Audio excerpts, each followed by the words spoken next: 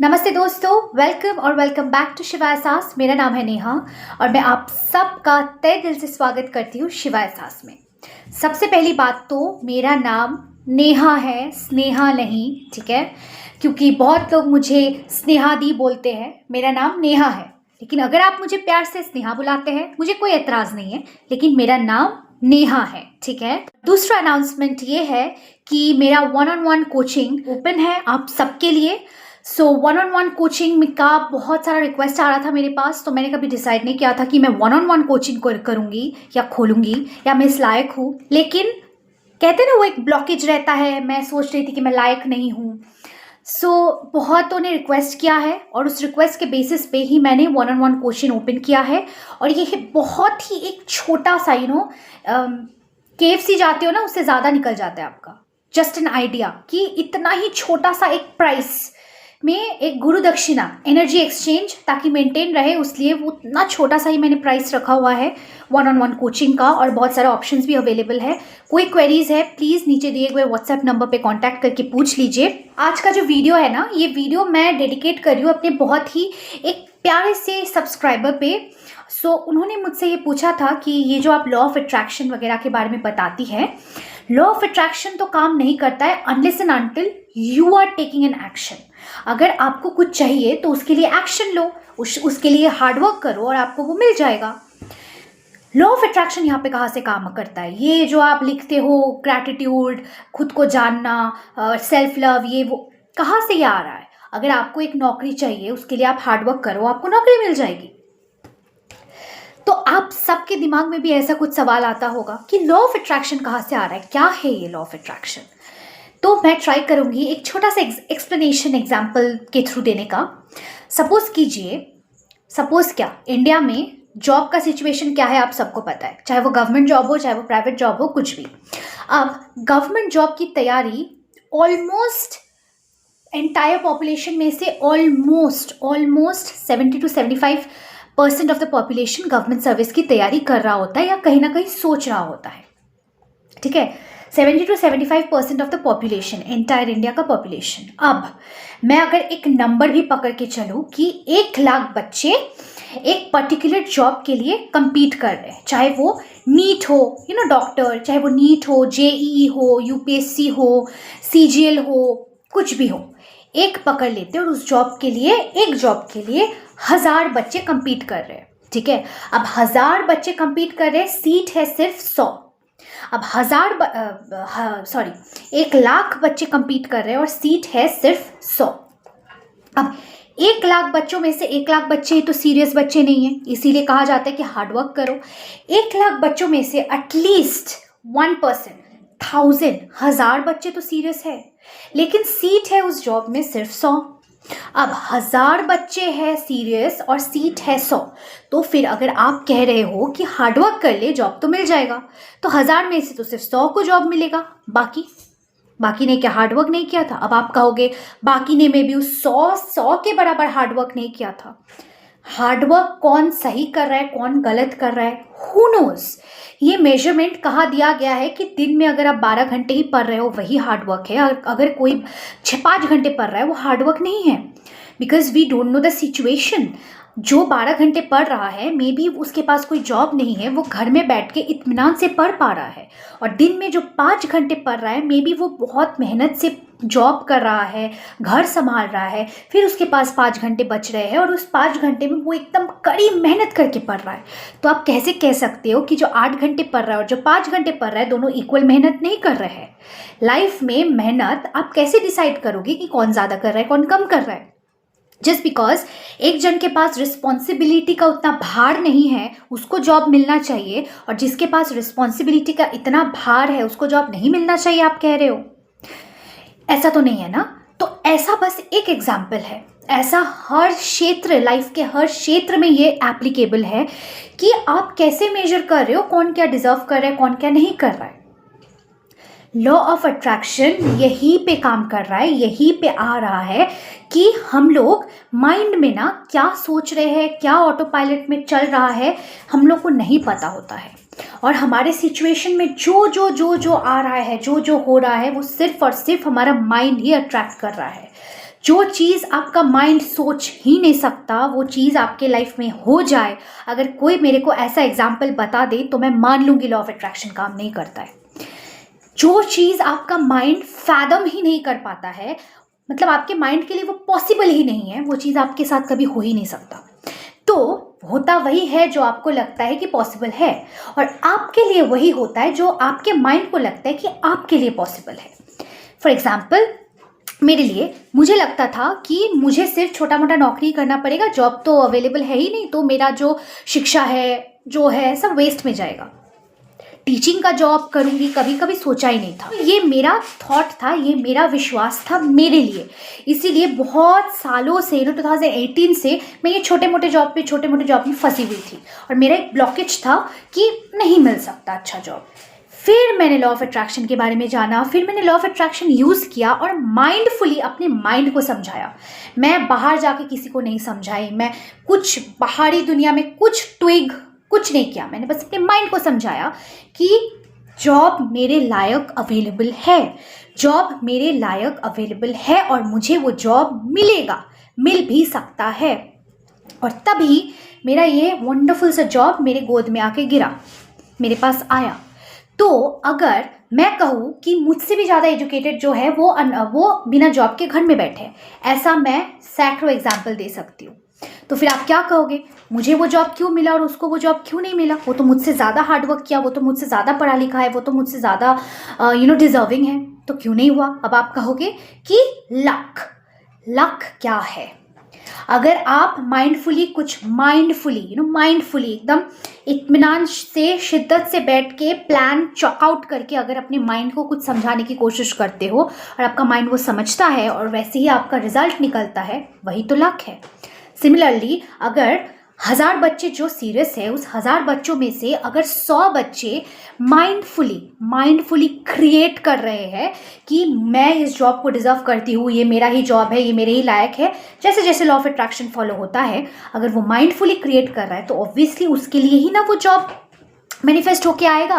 और फिर आप कहोगे लक हम लोग कैसे क्रिएट करते हैं? With the help of law of attraction. यही तो लॉ है कि आपका माइंड जैसा होता है वही आप अट्रैक्ट करते हो। तो लॉ के साथ हम क्या सीख रहे हैं? अपने माइंड को समझाना, अपने माइंड को मोल्ड करना, अपने माइंड को क्रिएट करने की उस क्षमता में लाना। अगर हमारा माइंड क्रिएट करना स्टार्ट कर दे तो वो चीज़ तो अट्रैक्ट होना ही है, वही तो लॉ ऑफ अट्रैक्शन है। और साथ में एक्शन भी अगर मिल जाए तो आपको सक्सेसफुल होने से कोई नहीं रोक सकता। लेकिन क्या सिर्फ एक्शन इनफ है? अगर इनफ होता तो ऐसे बहुत हार्ड वर्किंग लोग हैं जिनके लाइफ में कुछ हो नहीं पाया है just because of their thought process, क्योंकि उनको लगता है कि वो बिलीव करते हैं कि उनका कुछ नहीं होगा। कहीं ना कहीं वो डरते हैं, आउट ऑफ डर, out of desperation, out of whatever, वो अपने माइंड को ये फीड करते हैं कि मेरा कुछ नहीं हो सकता क्योंकि सिचुएशन ऐसा है, मुझे जॉब नहीं मिलेगा क्योंकि जॉब का मार्केट खराब है। तो ये जो वो सेल्फ बिलीव पाल रहा है ना, उसी के सहारे उसका वो अट्रैक्शन हो रहा है। तो अगर आपको लगता है कि सिर्फ एक्शन से ही होता है, लक, लॉ ऑफ अट्रैक्शन नहीं है, तो आई थिंक आपको थोड़ा और सोचने की ज़रूरत है, क्योंकि लक हम खुद क्रिएट कर सकते हैं, ऐसा मेरा मानना है। और लक कुछ और नहीं, सिर्फ और सिर्फ माइंडफुली अपने फ्यूचर को क्रिएट करना। इसका पहला स्टेप क्या है? पहला स्टेप, आप अपने माइंड को समझाओगे, आप अपने लिए लक क्रिएट करोगे, आप अपने लिए जो भी करोगे, इसका पहला स्टेप क्या है? पहला स्टेप है मेडिटेशन, हो सकता है। पहला स्टेप है ग्रैटिट्यूड, हो सकता है। लेकिन मैं कहूँगी पहला स्टेप है खुद को जानना। खुद को अगर नहीं जानोगे तो फिर मैनिफेस्ट क्या करोगे? अगर तुमको पता ही नहीं है कि तुमको कैसा जॉब चाहिए, कैसा पार्टनर चाहिए, कैसा हेल्थ चाहिए, कैसा बाल चाहिए, कैसा नाखून चाहिए, कैसा हाइट चाहिए, कैसा आईज चाहिए, कैसा लिप्स चाहिए, कैसा नोज चाहिए, इंटरनली आपका हेल्थ सिचुएशन कैसा हो, अगर आपको कुछ पता ही नहीं है, अगर आपको पता ही नहीं है क्या वो सैलरी का अमाउंट है जो मुझे चाहिए, जो मेरे लिए मेरा ड्रीम अमाउंट है सैलरी का, कौन सा वो कंपनी है जो मेरा ड्रीम कंपनी है, क्या है वो वैल्यूज़ जो मैं कंपनी के साथ ढूंढती हूँ। आप लोगों ने देखा होगा कैंपा कोला आप लोगों ने देखा होगा, मार्केट में बहुत ज़्यादा सर्कुलेट हो रहा है ना। कैंपा कोला का खासियत क्या है? कि कैंपा कोला, अगर Coca Cola 1 litre, example 1 litre 40 रुपये में मिलता था, तो कैंपा कोला वही स्वाद वही सब कुछ 1 लीटर 20 रुपये में दे रहा है, मतलब 50% दाम कम गया और 50% ज़्यादा मिल रहा है आपको। तो कैंपा कोला का खासियत है लेस प्राइस, इजंट इट? वो उसका यूनिक सेलिंग पॉइंट है, यूएसपी। तो क्या अगर इंसान कम पैसे में सामान खरीदना पसंद करते हैं, इसलिए कैंपा कोला चल रहा है, तो क्या मार्केट में मर्सिडीज नहीं बिकता? तो क्या मार्केट में ऑडी नहीं बिकता? बीएमडब्ल्यू नहीं बिकता? फिर कैसे बिकता है? बीएमडब्ल्यू का यूएसपी है क्लास, सोसाइटी में क्लास मेंटेन करना, क्वालिटी देना, ज़्यादा प्राइस होना, प्राइसी, एक क्लास को मेंटेन करना। और कैंपा कोला का है लोअर प्राइस में सब तक कोका कोला पहुंचाना। सो दोनों का यूएसपी है, एक है प्राइस और एक है कम प्राइस। तो क्या आपको नहीं लगता कि आपको पहले जानने की ज़रूरत है कि मेरे जो वैल्यूज़ है, क्या मैं मर्सिडीज मतलब ज़्यादा दाम वाला चीज़ों से ज़्यादा अलाइन करती हूँ या सेविंग्स में ज़्यादा अलाइन करती हूँ? क्या है मेरा यूनिक सेलिंग पॉइंट जो कि मार्केट में किसी प्रोडक्ट के यूनिक सेलिंग पॉइंट से मैच होता है? तभी तो मैं उस चीज़ को अट्रैक्ट करूँगी, मैनिफेस्ट करूँगी। अगर आपको पता ही नहीं है कि आपके वैल्यूज़ क्या है, आपके वांट्स क्या है, आपके कोर्स क्या है, तो आप कैसे कुछ मैनिफेस्ट करोगे अपने लिए? आपको लगेगा कि अरे वाह, कैंपा कोला इतना कम दाम में मिल रहा है, चलो ये मैनिफेस्ट कर लेता हूँ। फिर आपके सामने आता है एक तो ऑडी, फिर आपको लगता है वाह मुझे ये ऑडी मैनिफेस्ट करना चाहिए। तो पहला वाला जो आपने मैनिफेस्ट किया, क्यों किया? क्योंकि आपको पता ही नहीं था कि आपका सोल चाहता क्या है। So in order to know yourself, in order to begin with manifestation, in order to begin with manifestation, मेरे अकॉर्डिंग सबसे पहला स्टेप है खुद को जानना, खुद के सोल को जानना, खुद के वैल्यूज़ को जानना, खुद को इन एंड आउट एकदम बारीकी से जानना, ताकि आपको एकदम पिन पॉइंट करके आप बता सको कि health, relationship, career, money, spirituality में मुझे एग्जैक्टली चाहिए क्या। और आप खुद को पता कैसे करोगे? How do you know yourself? You ask questions, you talk to yourself. किसी को आप जानोगे कैसे? जैसे कि अरेंज मैरिज में कोई रिश्ता देखने जाता है तो लड़का और लड़की को बात करने के लिए भेजा जाता है ना 20 मिनट के लिए। क्यों? ताकि वो लोग एक दूसरे को जान ले। हालांकि वो इनफ नहीं होता है, लेकिन वो पहले जानने की वो पहली कोशिश, जान ले। सो कैसे होता है? बात करके, spending time with each other. क्या आप अपने साथ कैसे टाइम स्पेंड करते हो? मतलब चुपचाप ऐसे बैठे रहोगे तो क्या आप जान जाओगे खुद को? कैसे होता है खुद को जानना, टाइम स्पेंड करना? वो है खुद को सही सवाल पूछना। और मैं भी ना इसी लूप में फंसी हुई थी, अभी भी बहुत ऐसे सवाल है जो मेरे दिमाग में आया भी नहीं और मैंने पूछा भी नहीं खुद से। लेकिन मैं गारंटी के साथ कह सकती हूँ, इतना एटलीस्ट मेरे को खुद के बारे में पता चल गया कि I at least know my core values कि मुझे कैसा रिलेशनशिप चाहिए। सिर्फ मेरे पार्टनर के साथ नहीं, मेरे फैमिली के साथ, सोसाइटी के साथ as a whole, as a relationship with myself. मेरे साथ मुझे रिलेशनशिप कैसा चाहिए, यूनिवर्स के साथ मुझे रिलेशनशिप कैसा चाहिए। I know what I want, the core values. ठीक है, तो मैंने इन सबको ना करने के लिए बहुत टाइम स्पेंड किया खुद के साथ। मेडिटेट करती, फिर पूछती, फिर बहुत ट्रायल एंड एरर कर करके मैंने बहुत सारे 200 से भी ज़्यादा सवाल बनाए थे।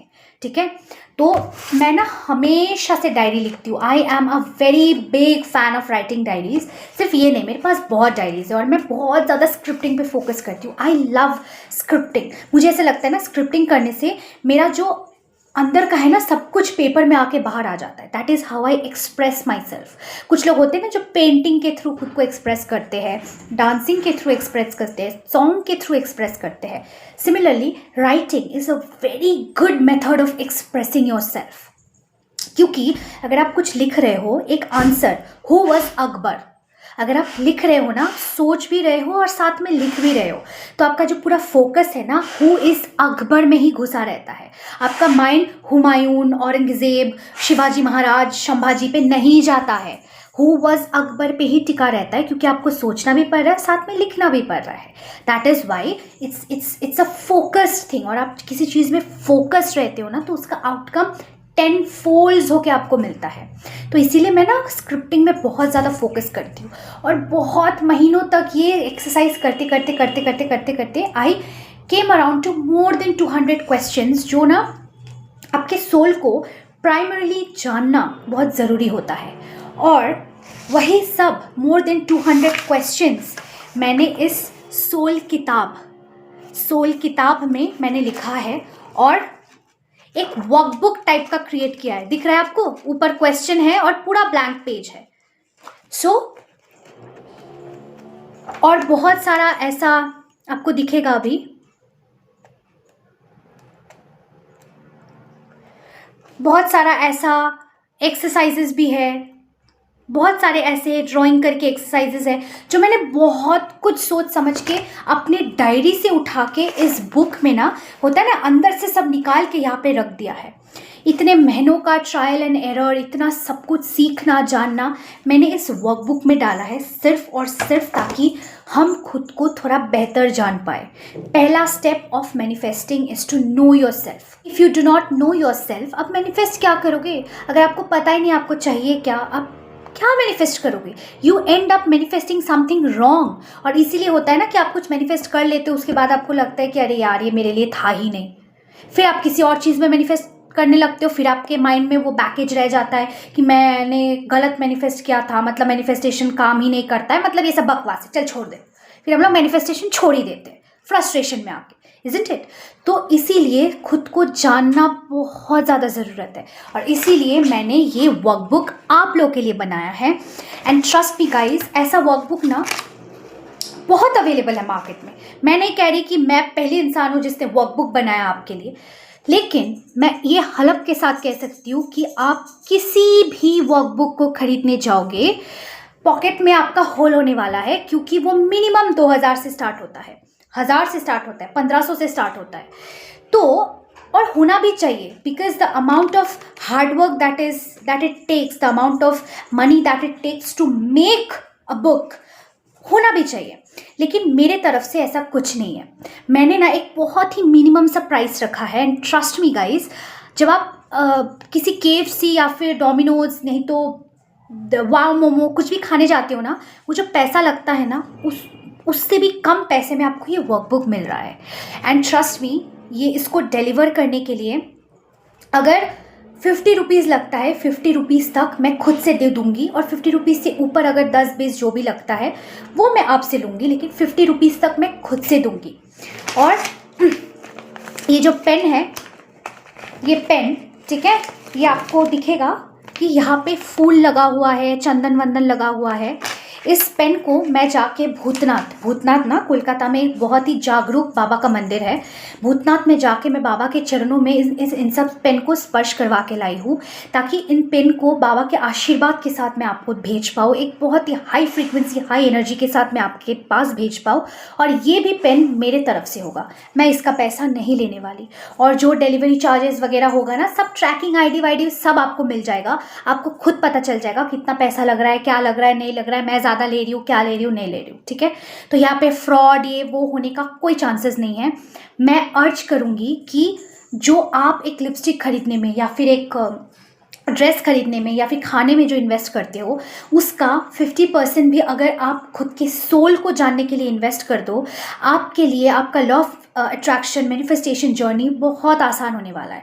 और ये बस एक प्लेन एंड सिंपल वर्कबुक नहीं है, आपको पता चलेगा इसमें बहुत सारा एक्सरसाइजेज है, बहुत कुछ है, यूनिवर्स का दिया हुआ एक अपॉइंटमेंट लेटर है, बहुत कुछ है यहाँ पे, बहुत कुछ, तो बहुत कुछ मिलेगा। सो गाइज, नीचे दिए हुए व्हाट्सएप नंबर पे आप पिंग करके पूछ सकते हैं, और आपको जहाँ चाहिए। बहुत लोग का क्वेश्चन है कि बहुत लोग बाहर से है, इंडिया से नहीं है, मैं उन सब तक भी ये पहुंचा सकती हूँ, जस्ट दैट डिलीवरी चार्जेस उनके लिए थोड़ा सा ज़्यादा होगा और कुछ नहीं, ठीक है। लेकिन मैं ट्राई करूँगी सबसे कम में, सबसे सेफेस्ट वे में ये आप तक कैसे पहुँचे वो करने का।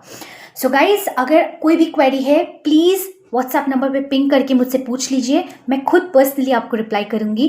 1-on-1 कोचिंग चाहिए, पर्सनली रिप्लाई करूंगी। And I hope you like this video. मिलते हैं बहुत जल्द आपसे अगले वीडियो में, तब तक के लिए ये जान लीजिए कि खुद को जानना प्राइमरी स्टेप होता है बिफोर यू स्टार्ट और before you begin on any journey.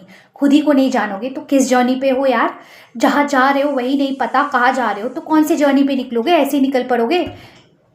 ये आपको सिर्फ और सिर्फ मिसलीड करेगा। So guys, I hope you like this video. मिलते हैं बहुत जल्द आपसे अगले वीडियो में, तब तक के लिए बहुत खुश रहिए। Bye bye, take care.